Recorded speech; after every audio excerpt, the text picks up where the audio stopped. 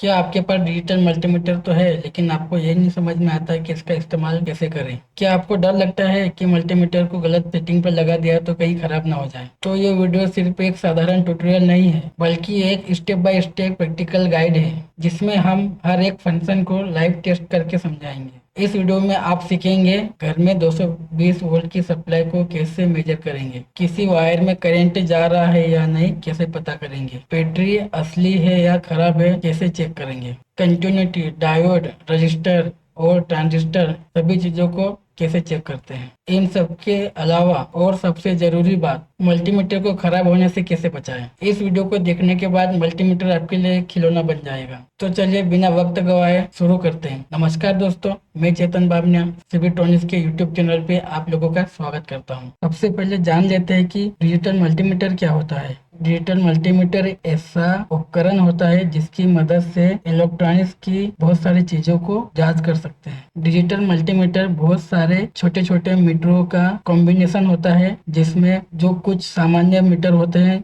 जो इसके अंदर अवेलेबल होते हैं, जैसे कि डीसी वोल्ट मीटर इसके अंदर है, एसी वोल्ट मीटर भी इसके अंदर है, डीसी एम्पियर मीटर भी है जिसको हम अमीटर बोलते हैं। ट्रांजिस्टर का गेन चेक करने के लिए एच एफ ई मीटर भी इसमें है। डायोड चेक करने का मीटर भी इसमें है जिसको हम कंटिन्यूटी मीटर भी बोल सकते हैं। रेजिस्टेंस को नापने वाले मीटर को ओम मीटर बोलते हैं। तो इस तरह से अलग अलग मीटरों का कॉम्बिनेशन होता है डिजिटल मल्टीमीटर। और डिजिटल का दूसरा एक रूप ये भी होता है कि इसमें जो डिस्प्ले होती है, इसमें हमें डिजिट में जो भी वैल्यू है, जो भी जांच करते हैं उसकी वैल्यू दिखती है, इसलिए डिजिटल फिर मल्टीमीटर नाम दे दिया है इसका, क्योंकि मल्टीमीटरों का ये कॉम्बिनेशन होता है। तो ये तो हो गया डिजिटल मल्टीमीटर क्या होता है। अब इसके अंदर हमें चेक करने के लिए 3 कनेक्टर दिए हुए रहते हैं, जिसमें सबसे पहला तो कॉमन को हम देख लेते हैं, मान लेते हैं, क्योंकि कॉमन 2 पॉइंट के अलावा कॉमन दोनों में एक कॉमन रहता है। ये कॉमन हो गया। कॉमन के बाद में हमें सारे इलेक्ट्रिकल के पैरामीटर्स हमें इस पॉइंट पे मिल जाएगा, जहाँ पे वी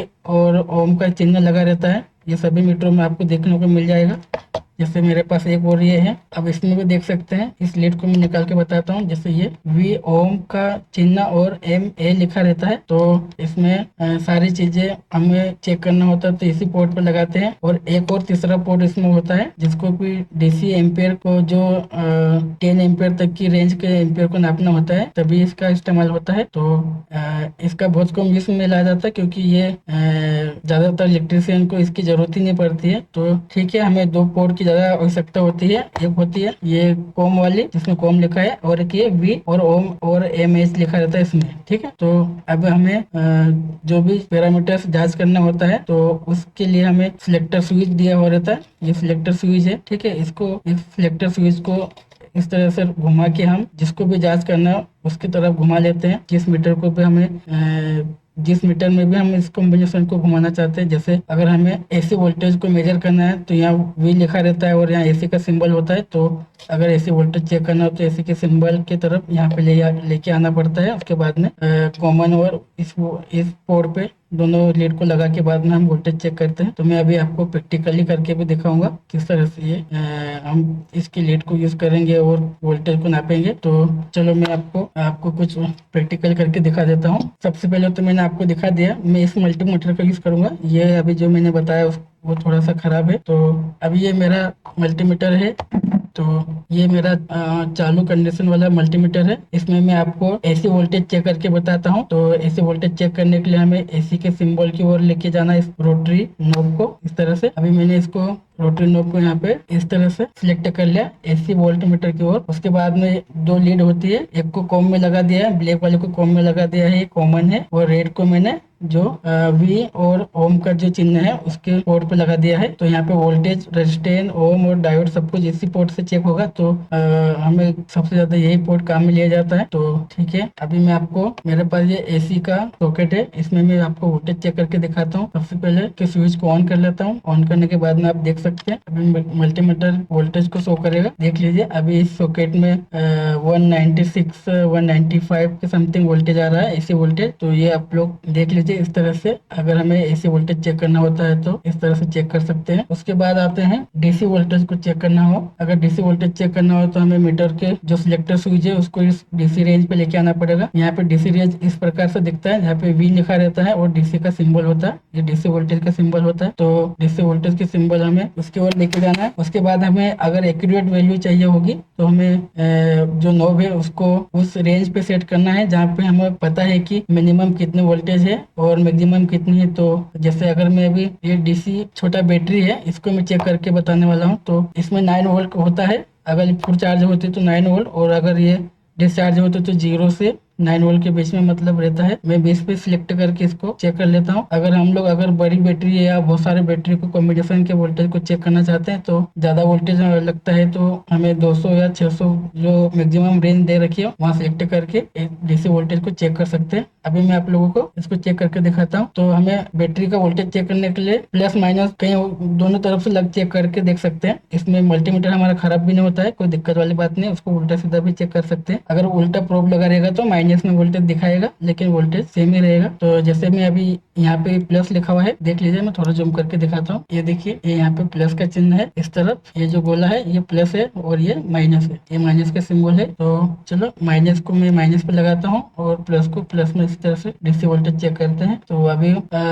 5.6 वोल्टेज दिखा रहा है। तो ये अभी फिलहाल 5.5 वोल्टेज इसके अंदर अवेलेबल है। और इसकी जगह आप छोटी बैटरी चेक करना चाहो तो वो भी चेक कर सकते हैं। जैसे ये 1.5 वोल्टेज की बैटरी जो सेल होता है, इसको सेल बोलते हैं 1.5 वोल्टेज की। इसमें भी इसका वोल्टेज लिखा रहता है मैक्सिमम। जैसे ये है, मैं आपको जूम करके दिखाता हूँ। अब ध्यान से देखिए तो यहाँ पे 1.5 लिखा है, देखा आपको? ये 1.5 वोल्ट की बैटरी है। तो ये अभी चार्जिंग है कि डिस्चार्जिंग है इसको भी चेक कर सकते हैं। तो इधर माइनस है, मैं माइनस पर लगा रहा हूँ। ये देखिए, इस तरह से छोटे सेल को भी हम चेक कर सकते हैं। ये 1.5 वोल्टेज का है तो ये अभी फिलहाल फुल चार्ज में है। इस तरह से डीसी वोल्टेज चेक करना हो तो कर सकते हैं। उसके बाद हमारे पास जो छोटी रेंज भी होती है, मिली वोल्ट का भी होता है और मैक्सिमम 600 वोल्टेज का भी है। तो जैसे भी जरूरत पड़े उस हिसाब से डीसी वोल्ट को चेक कर सकते हैं। अब हम इसको रेजिस्टेंस मोड में रेजिस्टेंस चेक करने के लिए आपको बताएंगे। तो रेजिस्टेंस चेक करने के लिए मीटर के जो नोब है, जो सिलेक्टर स्विच है, इसको जो यहाँ पे के लिखा हुआ रहेगा, जैसे 200 ओम का मिनिमम रेंज है और मैक्सिमम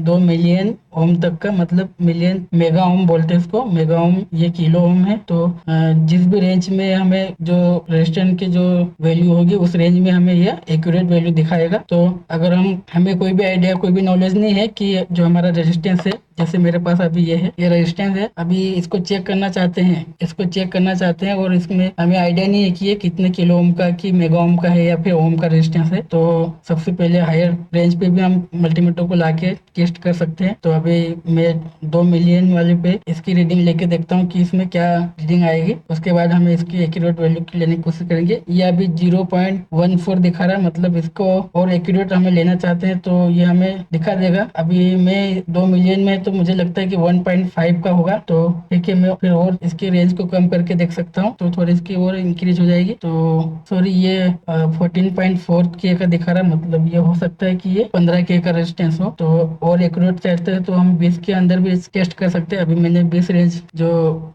20 किलो ओम के रेंज में लगा दिया है। अब यहाँ पे देख लीजिए, तो ये 15 के का रेजिस्टेंस होगा, इसमें थोड़ा सा माइनस प्लस होता है। तो 14.7 लिखा रहा है, मतलब 14.7। तो इसका मतलब ये 15 के आसपास ही है। ठीक है, अभी रेजिस्टेंस को चेक करने का एक और गलत तरीका ये भी होता है। अगर हमें ये 14 मतलब 15 के का रेजिस्टेंस है, लेकिन अगर हम इसको 2K के रेंज में चेक करेंगे, जैसे इसका मिनिमम रेंज 200 ओम भी है, 200 ओम का भी इसका मिनिमम रेंज है, और उसके बाद में 2K है, और उसके बाद में 20K है। अगर ये 15K का है और अगर हम इसको 2K में चेक करेंगे तो ये वैल्यू नहीं दिखाएगा, ये कुछ भी दिखाएगा नहीं, क्योंकि इसको ऊपर नीचे करके हम देख सकते हैं। अगर इसकी जगह अगर ऑटो रेंज वाला मल्टीमीटर होता तो ये ऑटोमेटिक ये सिलेक्ट करके बताता कि ये किस रेंज का है। अभी हमें इसमें मैनुअली जो इसकी जो वैल्यू है उसको चेंज करके देख सकते हैं। अगर हमें अगर कोई भी रेजिस्टेंस चेक करना है तो हमेशा हाई लेवल पे और निम्न लेवल पे सभी जगह पे टेस्ट करके देख लीजिए, तो आपको थोड़ा उसकी एक्यूरेट नॉलेज हो जाएगी। तो इस तरह से डिजिटल मल्टीमीटर के द्वारा रेजिस्टेंस को भी चेक कर सकते हैं। और अगर हमें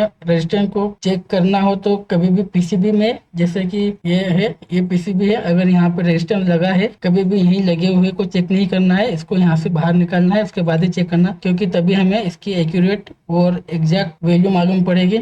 हमेशा याद रखें कि रजिस्टेंस को पीसीबी से बाहर कर ले, उसके बाद में ही इसके वैल्यू को चेक करें, तो आपको अच्छे से पूरी वैल्यू मिल जाएगी। ठीक है, एग्जैक्ट वैल्यू मिल जाएगी। अभी जो एक और इसके अंदर ही है, कभी कभी इसका जो अभी मैं आपको दिखाता हूँ, इसमें डायोड रेंज का भी होता है। डायोड को, अगर डायोड को हमें चेक करना हो तो कभी कभी जो रेजिस्टेंस का मीटर होता है उसके अंदर ही कॉम्बिनेशन में दे देता है। जैसे मैं अगर 2K पे देखता हूँ तो अब ध्यान से देखिए, यहाँ पे यहाँ जो 2K है, 2K के नीचे ही डायोड का सिंबल बना हुआ है। तो इसका मतलब यह है कि मैं इस 2K के सिंबल की तरफ नोब को घुमा के डायोड को भी चेक कर सकता हूँ। ठीक है, ये किसी किसी में ऐसे कॉम्बिनेशन में आता है, लेकिन किसी में यह बजर के साथ, जो यहाँ बजर का सिलेक्टर लिखा है, ये चिन्ह बना है, तो बजर के साथ भी डायोड का चेक करने का दे देते हैं। जैसे कि मैं अभी अभी दूसरा मल्टीमीटर में दिखाता हूँ आपको। जैसे मेरे पास ये है, इसमें देखिए यहाँ पे रेजिस्टेंस के साथ में डायोड चेक करने का कोई सिंबल नहीं है, और ये बजर के साथ में इसका सिंबल दे रखा है। मतलब इस रेंज पे बजर भी चेक, जो कंटिन्यूटी भी हम चेक कर सकते हैं, और डायोड भी चेक हो जाएगा। ऐसे ही कोई और मल्टीमीटर अगर आपके पास है तो वहाँ हो सकता है कि स्पेशल अलग से ही डायोड का सिंबल दे रखा है, और वहाँ पे नोब घुमाने पे चेक होगा। तो ये आप लोग देख सकते हैं, सब में सेम ही चीजें होती है, अपनों को सिर्फ सिंबल देखना है, कहाँ किसको चेक करने का सिंबल दे रखा है, तो उस पे जो रोटरी नोब है उसको लेके जाना है, उसके बाद में उसकी जांच करना है। ठीक है, तो ये अभी मैं इस पे डायोड आपको टेस्ट करके दिखाता हूँ, डायोड को किस तरह से चेक करते हैं। तो सेम सेम वही प्रोब हमें वैसे लगाए रखे ना, प्रोब हमें वैसे की वैसे लगा के रखना है, इसको कहीं भी छेड़खानी कुछ भी करने की जरूरत नहीं है। तो अभी डायोड को चेक करने के लिए डायोड को पहले मैं दिखाता हूँ। जैसे डायोड के दो टर्मिनल होते हैं, जिसका एक तरफ नेगेटिव होता है, ये सिल्वर पट्टी बनी रहती है, नेगेटिव की तरफ का रहता है, और ये पॉजिटिव की तरफ रहता है। तो अगर हमें डायोड चेक करना हो तो हमें दोनों साइड से चेक करना पड़ेगा, क्योंकि अगर शॉर्टिंग की दिक्कत होगी तो हमें दोनों तरफ से वैल्यू दिखाएगा। इसको चेक करने का तरीका होता है। तो पॉजिटिव को मैं पॉजिटिव की ओर लगाता हूँ, और नेगेटिव को अगर नेगेटिव पे लगाता हूँ, देखिए मल्टीमीटर में इस तरह से कुछ डिजिट्स में इसकी वैल्यू नंबर आने चाहिए, ये नंबर आ रहे हैं। तो इसका मतलब अभी डायोड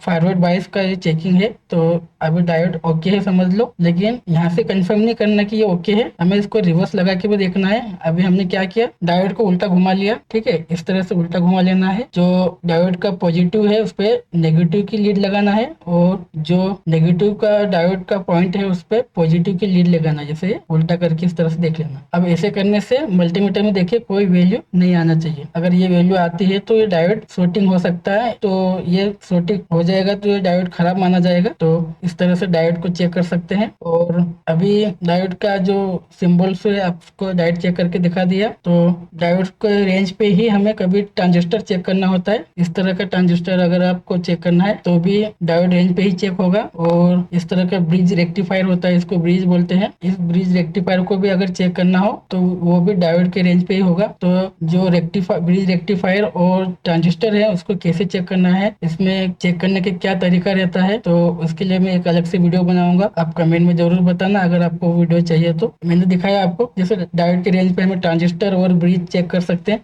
अभी हम चलते हैं कंटिन्यूटी के मोड पे। अब कंटिन्यूटी के मोड पे भी हमें लीड को ऐसे की ऐसे रखना है, पॉजिटिव पे कॉमन रहेगा और ये वी के ऊपर रहेगा। तो अभी जब कंटिन्यूटी पे बजर की जो ये सिंबल रहता है उसकी तरफ रोटरी नोब को घुमा देना है। उसके बाद में आपको लीड को इस तरह से चेक करके देख लेना है कि इस तरह से जो बजर की साउंड है वो आना चाहिए। इस कंटिन्यूटी का रिपेयरिंग के क्षेत्र में सबसे ज्यादा फायदा होता है, और ये हमें फॉल्ट को फाइंड करने में काफी मदद करता है। मैं आपको थोड़ा थोड़ा डेमो दिखा देता हूँ कि हमें कोई भी चीज को कैसे मतलब फॉल्ट को ढूंढना रहता है। तो और इसका इस्तेमाल कैसे करते हैं फॉल्ट को ढूंढने के लिए। ज्यादातर रिपेयरिंग वाले इस बजर का उपयोग ही करते हैं, रिपेयरिंग हो या वायर में। अगर जैसे मान लो एक जैसे ये लीड है, कई बार पावर सप्लाई सिस्टम बंद रहता है, डेड रहता है, कोई भी इलेक्ट्रिकल डिवाइस, ये हमारा एसी सॉकेट में जाता है, और ये जो डिवाइस है उसमें लगा रहता है, कोई भी इलेक्ट्रिकल डिवाइस होता है। तो कई बार ये इसका फेल्यूर, ये वायर खराब होने से भी जो डिवाइस है वो ऑन नहीं होता है,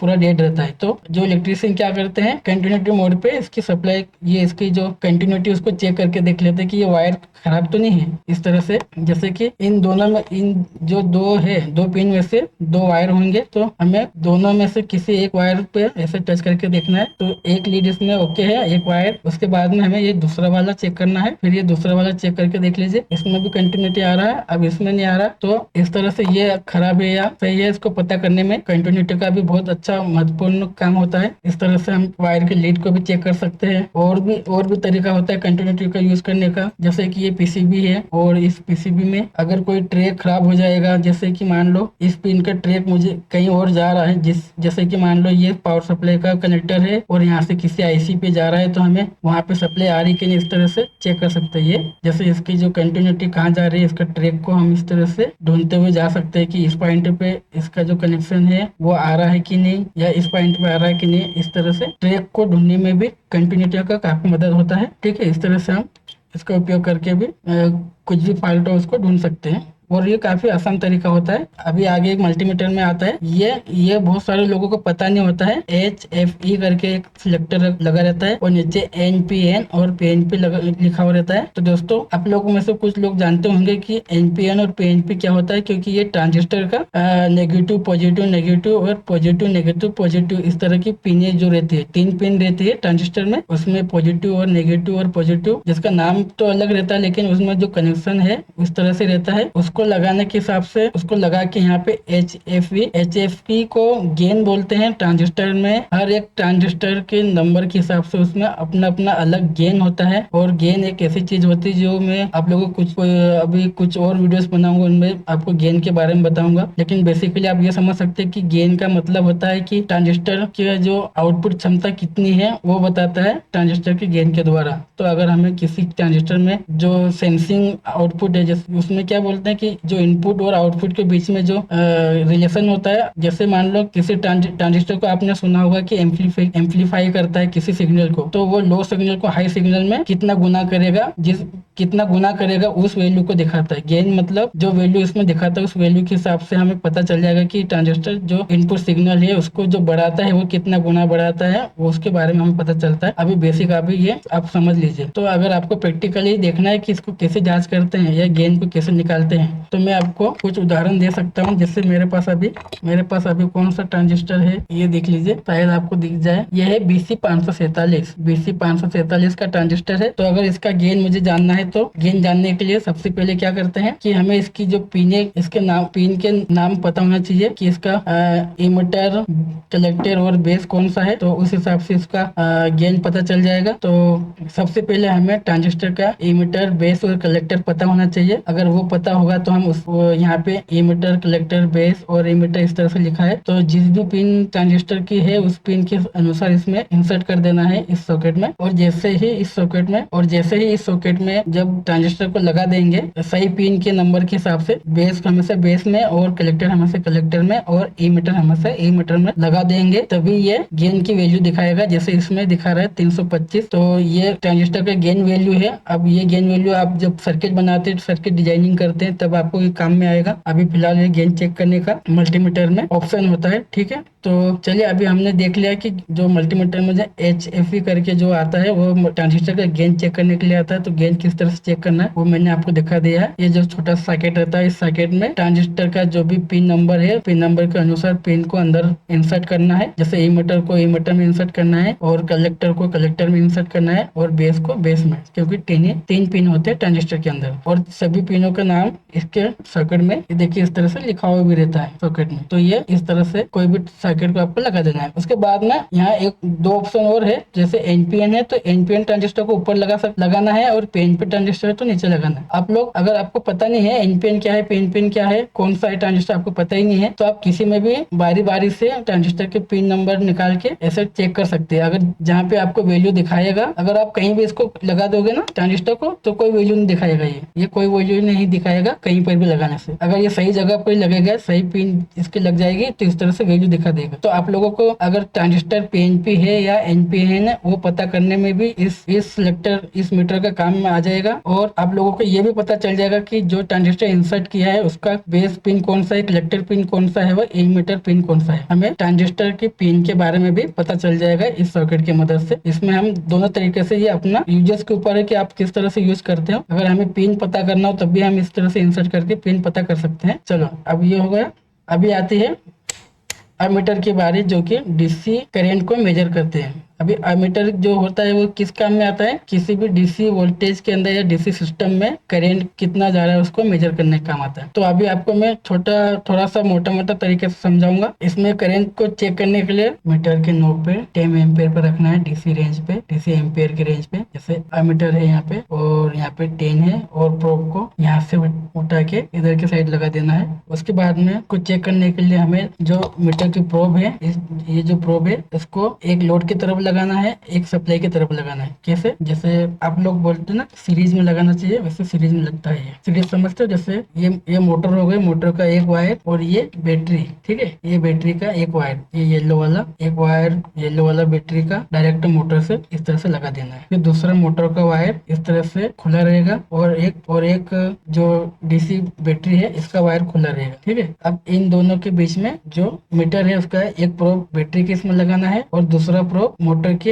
इस पे लगाना है। तो इससे क्या होगा, मोटर रन हो जाएगी इस तरह से। ये मोटर रन हो गई है और उसके बाद में ये एम्पियर दिखा रहा है 0.118 या 19, मतलब 0.220 एम्पियर दिखा रहा है। तो ये मिली एम्पियर में है, ये समथिंग 200 मिली एम्पियर के समथिंग करंट ले रहा है। अभी हमें पता है कि मोटर 200 मिली एम्पियर लेती है, ये हमें पता चल गया। हमने हाई रेंज पे इसको चेक कर लिया। अब हमें 200 में एक्यूरेट कितना एम्पियर ले रहा है वो मालूम पड़ जाएगा। जैसे 270 ले रहा है कि 280 ले रहा है कि 240 ले रहा है या 200 फिक्स ले रहा है, इसको चेक करने के लिए अभी इसकी रेंज को कम करना है। तो अभी क्या करना है, जैसे 10 एम्पियर का जो मैक्सिमम है उसको हमने देख लिया, उसमें हमारा पता चल गया है कि वो 200 मिली एम्पियर के समथिंग आ रहा है। तो अभी हमें अगर मिली एम्पियर में ही करंट जा रहा है तो और एक्यूरेट करने के लिए हमें इसकी रेंज को कम करना है। अब इसकी रेंज कम करने के लिए हमें इसकी जो प्रोब है उसको हम यहाँ पे भी यूज कर सकते हैं। यहाँ पे 200 इस पॉइंट पे 200 मिली एम्पियर तक का करंट का मेजर कर सकते हैं। तो मैं एक बार आपको यहाँ इस प्लेट को हटा के यहाँ पे लगा के दिखाता हूँ। और हमारा जो एम्पियर का है